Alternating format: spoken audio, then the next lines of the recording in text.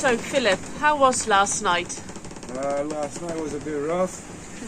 We didn't get much sleep, and this morning it started to go down a bit. But we knew it was coming, so we were well prepared. All you can do is reduce sail and ride it out. So all went well. Nothing broken. Everything's good. I'll show you what's out here anyway.